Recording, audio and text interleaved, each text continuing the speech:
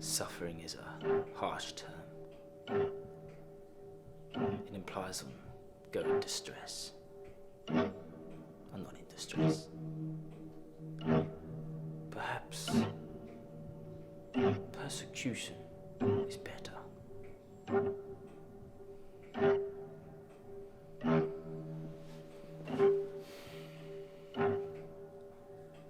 I'm not one for remorse, and I have no time for pity. I learned that lesson at my youngest. Living or dying is not my concern, but survival is my birthright, and survive I did. I've always been the victim of someone else's mistake, someone else's interpretation of what it is I am. A man is only as strong as his foundation, a woman as sharp as her tongue, a child. I've done horrible things. In my eyes, there is no innocence. Only guilt resides. We are all guilty of something. As far as I'm concerned, I'm only guilty of one thing: vigilantism. Life's given me lemons, so I made acid. They beg, they cry, they scream. I can taste fear, hear the apprehension, and feel the hysteria.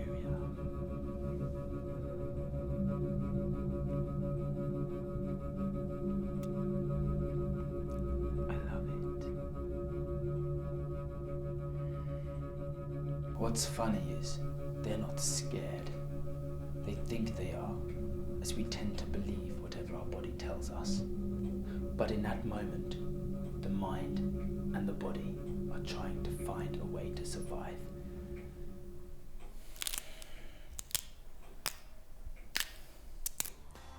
Our bodies don't know what fear is.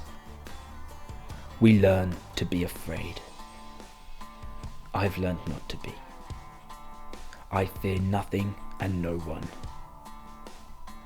But what I do love is to hear the blood rushing around the body with the crushing force of a waterfall as their heart rate increases.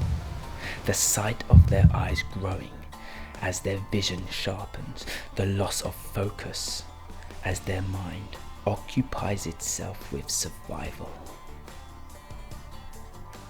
Self-preservation above all. Humans. Selfish to their last breath. Shall I tell you the best bit? The best bit is when, despite the body's oh so desperate attempt to survive, ultimately they all succumb to the same thing. There is no survival, no escape, no fight, no flight.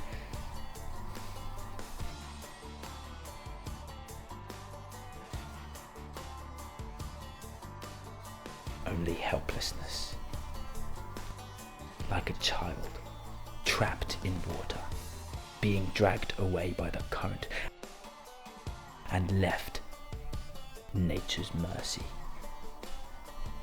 And very rarely does nature grant mercy. Mistakes, punishable by death, she relishes in dishing it out. As a child, I was exposed to nature's process of natural selection, which bluntly comes down to the weak die, the strong live. Human nature's no different. We never batter or confront those we deem superior to us. Self-preservation, nature's most primal instinct. She wants everyone to have a chance, so she gives you false hope. Self-preservation itself is not enough to keep you alive. My parents died because nature determined that they would be weaker than their adversaries. And no amount of self-preservation would save them. Natural selection. But guess what? They were the strongest people I knew. I survived because I was clever. Living or dying was not my concern. The dead don't want anything. The living just want another day. Of which one of those is certain. Which is just more cruelty in the face of defiance. You see, I don't defy my nature. I embrace it. What you see before you, my mere state, is nothing more than a light bit of catharsis. A reminder I'm still human.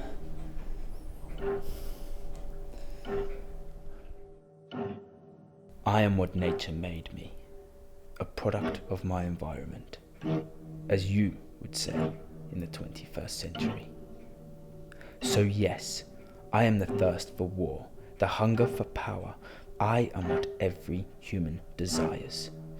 I'm that black hole deep down each and every single one of us that can never be filled, no matter how much you feed it. It remains forever empty. Yet, ironically, I survive by ignoring my nature. Assert your dominance and never engage your superiors.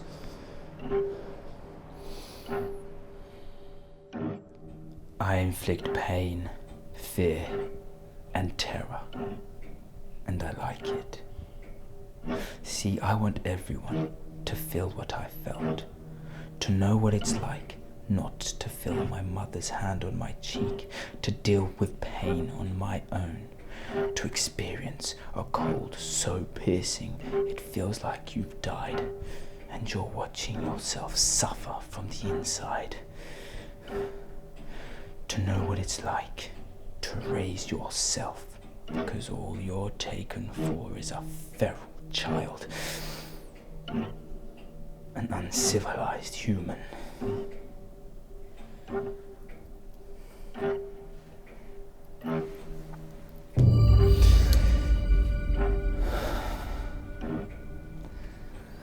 I was shunned by my own people, my own society, my own species. Nobody wanted me.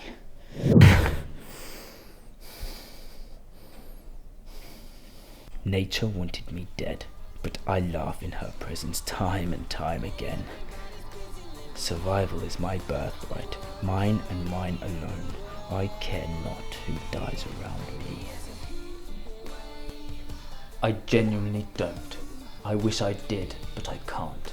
Perhaps if I did, I wouldn't have to feel like this. I give back what nature gave to me. Death, neglect, and ruthlessness.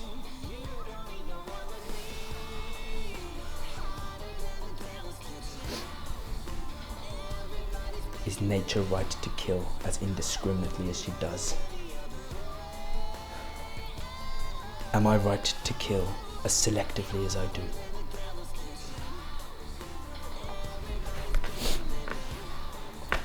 What I'm saying is, nature is not perfect. She is as imperfect as I. See, rather than eliminate them, nature creates imperfections. And if you have any doubts about that, Just remember, nature created me